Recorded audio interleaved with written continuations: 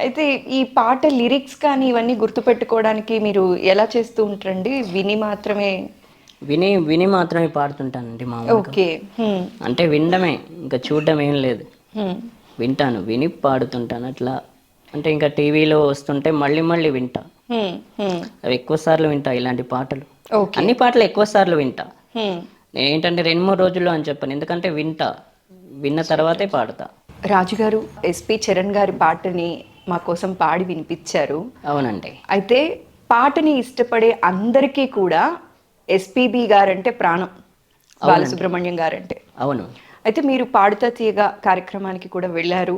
అవునండి. ఎస్పిబి గారిని కలిసినప్పుడు ఎలా అనిపించిందండి? వారితో మీ అసోసియేషన్ ఎలా ఉండింది? ఎస్పి ఎస్పి బాలు గారిని కలిసినప్పుడు నా చిన్నప్పటి కోరిక కదండి ఆయనను కలవాలని. హ్మ్. ఇది ఇప్పుడు కాదు, నాకు 1994 నుంచి ఉన్న కోరిక అది. 94 నుంచి. అవునండి, హ్మ్. 94 నుంచి ఉన్న కోరిక అది. హ్మ్. అది ఇప్పటి కోరిక కాదు. హ్మ్. ఆయనను కల్పించమని చాలా మందిని రిక్వెస్ట్ చేశాను. ఓకే. వాళ్ళు ఏం చేశారంటే, ఆహా, ఒక ఒక ఆయన చెప్తారు బంజారా హిల్స్ దగ్గర ఉండని ఒకరు చెప్తారు, హ్మ్. ఇంకొకరు చెప్తారు మెడ్రాస్లో ఉంటారని ఒకరు చెప్తారు. హ్మ్. ఎక్కడ ఎక్కడంటే వెళ్ళను, వాళ్ళు ఎవరు కరెక్ట్ అడ్రస్ చెప్పకపోతే. నేనేమనుకున్నా అంటే ఆయనను కలిసి, హ్మ్. అప్పుడు చిన్నపిల్లలం మేము, నేను చిన్నపిల్లాని కదా, హ్మ్. అప్పుడు కలిసి పాడి ఆయన ఏం చెప్తారు, హ్మ్. మ్యూజిక్ నేర్చుకోమంటారా ఏం చెప్తారా చూసి హ్మ్. నేను అనుకున్నా, ఓహో ఆయన ఏం చెప్తారో అది చేస్తా, హ్మ్. నేను ఎవ్వరి మాట వినను. హ్మ్. నేను ఆయనను కలిసి ఆయన ఏం చెప్తారు, మ్యూజిక్ నేర్చుకోమంటారా లేకపోతే ఏం చెప్తారా, నేను ఆయన ముందు పాడాలి ఖచ్చితంగానే ఆ టైంలో అనుకున్నా. ఓకే. ఫలితం దొరకపోయింది. హ్మ్. ఫలితం లేకపోవడమే కాకుండా నేను చూస్తే ఏమనుకున్నారంటే, ఆయన లేరు, హ్మ్. ఆయన అక్కడికి వెళ్ళారు ఇక్కడికి వెళ్ళారు, హ్మ్. ఇంకోటి ఆయన ఏదేదో అన్నారు ఇంకా ఆయన గురించి. నా నా- నన్ను ఎట్లా చూసారంటే పిచ్చోడ్లా చూశారు. ఓకే. అలా చూడడం వల్ల నేను అడగడం మానేశాను. హ్మ్. ఎందుకు అడగాలి, నా మనసులో ఉంచుకు అయినా కలిసి ఇంకెవరు కల్పించేలా లేరు, ఎందుకు వచ్చిన గొడవ అని చెప్పేసి వదిలేసా. హ్మ్. వదిలేసాను కానీ నేను వదిలేసానని నా మనసులో ఉంది కానీ బయటకు చెప్పలేకపోయాను. కానీ చెప్తే లోపల ఆశ మాత్రం అలా లోపల ఉండిపోయింది. అలాగే ఉండిపోయింది అది, హ్మ్. బయటకు చెప్పలేకపోయాను. హ్మ్. ఏం చెప్తాం, బయటకు చెప్తే ఎవరో ఏదో రకంగా మాట్లాడేస్తున్నారు. ఆయనను కలవాలంటే అది ఇది అక్కడ ఉంటారు ఇక్కడ, సరే మేము వస్తాం, మేము కల్పిస్తాం, సరే ఏమైనా సరే ఎంత టైం అయినా సరే చేస్తాం, మేము నీకోసం స్పెండ్ చేస్తాం కల్పిస్తాం అనేవాళ్ళు లేరు. హ్మ్. సరే కల్పిస్తాం, సరే చేస్తాం, పేరు చెప్పకూడదు కాదు, చెప్పకూడదు కానీ ఇంకొక ఆయన ఏమన్నారంటే 6 మంత్ తర్వాత బాగా తింటే కల్పిస్తానని చెప్పారు ఒక ఆయన. హ్మ్. ప్రోగ్రామ్స్ చేశారు, ఆయనతో పాటు నేను చేశాను. హ్మ్. చిన్నతనం మైక్లో వాడించారు, హ్మ్. ఆయనకు నాకు పూలదండ వేశారు. హ్మ్. ఇన్ని చేసిన ఆయన మళ్ళీ 6 నెలల తర్వాత పోతే హ్మ్. నా వల్ల కాదనేశారు. హ్మ్. ఎందుకు, ఎవరిని అడిగితే అవుద్ది అది కాదు. హ్మ్. అయితే ఇంకా ఎవరిని అడగకూడదని చెప్పేసి లోపల అలాగే పెట్టుకున్నా, ఎవరితో చెప్పలేదు. చెప్పపోతే ఇంకా మళ్ళీ తర్వాత అది అలాగే ఉండిపోయింది. నేను రామాచారి సార్ దగ్గర జాయిన్ అయిన తర్వాత ఒకరోజు డిస్కషన్ చేశాను, సార్ నేను ఎస్పి బాలు గారిని కలవాలి, హ్మ్.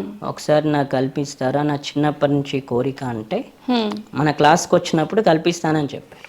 ఓకే. అది 2014లో మా క్లాస్కి వచ్చారు ఆయన, హ్మ్. విద్యానగర్లో క్లాస్కు సండే క్లాస్కి వచ్చారు, ఓకే. సాయంత్రం టైంలో వచ్చారు, హ్మ్. కల్పించారు. ఈయన నా స్టూడెంట్, ఇతను వీడి పేరు రాజు అని. "ఆ, ఓకే. ఏం బాబు ఇక్కడ మ్యూజిక్ నేర్చుకుంటున్నావా అంటే అవును సార్ అన్న. "ఆ, చాలా సంతోషం నాయన, బాగా నేర్చుకోని అన్నారు. ఆ! ఇలా పట్టుకున్నాం, మామూలుగా లేదు, ఎలా అనిపిచ్చింది? చాలా చాలా హ్యాపీ. కొన్ని సంవత్సరాల కల. చిన్నప్పటి కళ అది, హ్మ్. ఆ చిన్నప్పటి కళ, గింతున్నప్పటి కళ అది, గింతున్నప్పటి కళ. హ్మ్. ఆ కళ ఆ రోజు నెరవేరిందంటే ఎంత హ్యాపీ.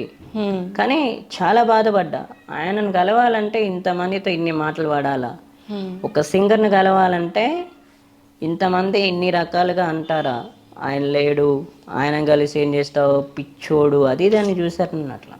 హ్మ్. నాకు బాధ వేస్తుంది, నాకు బాధ వేసి నేను ఆ తర్వాత ఇంకెవరితో చెప్పలేదు. ఏముందండి, శంషాబాద్ గ్యాన్స్ మీ కూడా ఇలా ఇలా తిరగడం. ఏమంటే మీకు ఎస్పి బాలు గారు తెలుసా, ఇలా ఎస్పి బాలు సార్ తెలుసా, ఏడ్చాను. ఏడ్చిన టైంలో కూడా ఎవరు పట్టించుకోలేదు. పట్టించుకోకపోతే ఏం చేస్తాం? సరే ఇంకొక ఆయన సరే 6 మంత్లో కల్పిస్తాను ఆయన ఏడుపు, సరే నన్ను ఓదార్చారు కదా, అమ్మయ్య నన్ను ఓదార్చారు, ఎలాగో కల్పిస్తారు, ఎలాగో కలపోతున్నా అని చెప్పేసి అనుకునే లోపు అది పోయింది.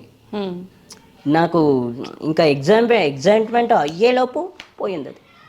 అడ్రస్ ఇచ్చారు, కల్పిస్తానని చెప్పారు, ఈ కాగితం చేతిలోనే ఉంది, అమ్మయ్య ఎలాగో అలా కలవబోతున్నాను, ఈ అడ్రస్ చేతిలో పట్టుకున్నా. 6 నెలల తర్వాత పోయింది, నా వల్ల కాదనేసారు. నాకు ఎలా ఉంటుంది? అదే విషయం ప్రతి ఒక్కరు ఏంటంటే ఆయనతో పాడుతా తీయగాలు పార్టిసిపేట్ చేశారు. ప్రతి ఒక్కరూ ఆయనకు తెలుసు. చిన్నప్పటి నుంచి నేను కలవాలనే విషయం మాత్రం ఎవరికి తెలియదు. నేను ఇప్పుడు మీతో చెప్తున్నా. ఎందుకంటే ఎప్పుడు చూసినా ఏంటంటే రామాచారి సార్ ప్రతిసారి అంటారు బాలు గారు అని. నాకు అనిపించింది, ఓ బాలు గారు అంటున్నారు కాబట్టి ఒక్కసారి కల్పించమని అడుగుదాం అని చెప్పేసి మనసులో అనిపించింది. జాయిన్ అయిన కొత్తలో కూడా అనిపించింది.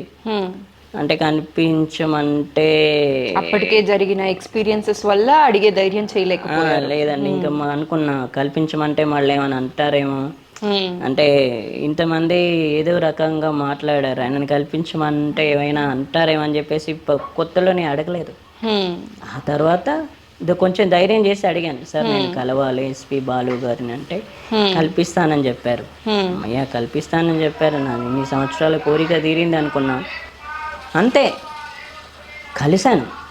కలిసిన తర్వాత హ్యాపీ.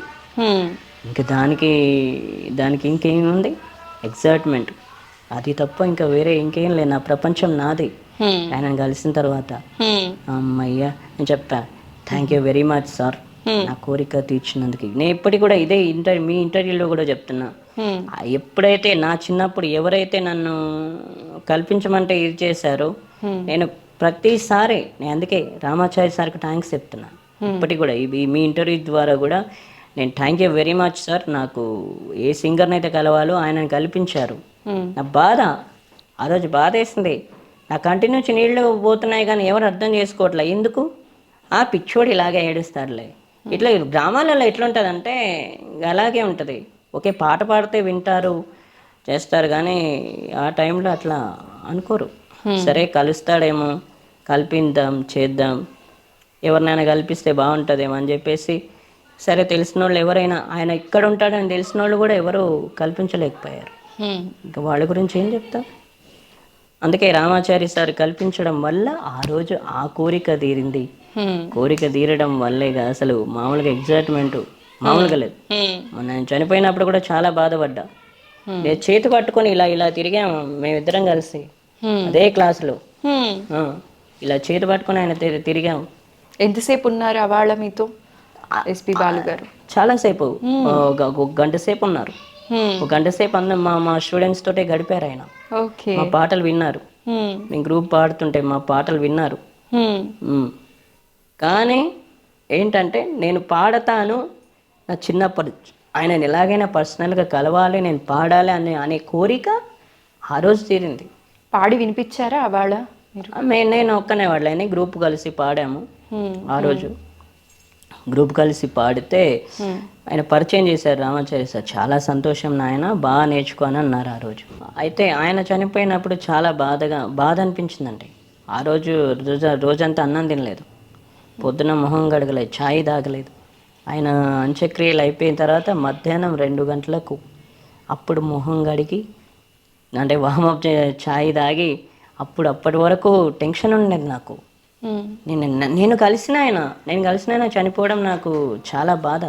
నాకే ఇప్పుడు ఆయనతో పాటు చాలామంది సింగర్స్ పాడారు కదా, పాడుతా తీగాలు వాళ్ళకి ఎలా ఉందో కానీ వాళ్ళు చాలాసార్లు కలిశారు, వాళ్ళకు ఉండొచ్చు వాళ్ళకి ఎలా ఉందో కానీ నేను ఒక్కసారి కలిసిన నాకు చాలా బాధ అనిపించింది. అంతే, ఇంకా నేను ఆ రోజు జీర్ణించుకోలేకపోయా. ఆ రోజుని నిజంగానే ఎవరు జీర్ణించుకోలేని రోజండి అది. అందరూ కూడా బాలు గారు మళ్ళీ తిరిగి వస్తారు ఇంటికి అని అనుకున్నాం కానీ అవును, ఎవరు కూడా అలా జరుగుతుంది అని అనుకోలేదు. అవునండి, అది పాటని ఇష్టపడే అందరికీ కూడా ఆ రోజు బ్లాక్ డే అనే చెప్పాలి. అవును, ఎందుకంటే ఇప్పుడు అందరివి కాదు, ఒక్క సినిమాలో కూడా ఆయన పాట లేకపోతే నేను ఆ సినిమా పాట వినేవాని కాదు. ఒక్క సినిమాలో ఆయన పాట ఒక్కటనే ఉండాలి, ఒక్కటన్నా కనీసం ఒక్క పాట అయినా ఉంటే వినేవాడిని. ఇంకా ఆ సినిమా ఎవరు హీరో ఉండని, ఐ డోంట్ కేర్.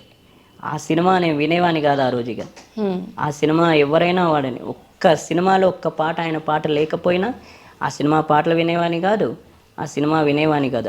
ఆయన టైంలో కూడా, ఇప్పుడిప్పుడు అలవాటు పడుతున్నాం కానీ అప్పుడు ఆయన పాడితేనే వినాలనిపించేది. ఆయన పాడకపోతే లేదు, నేను ఎవరి పాటలు కూడా వినేవాని కాదు.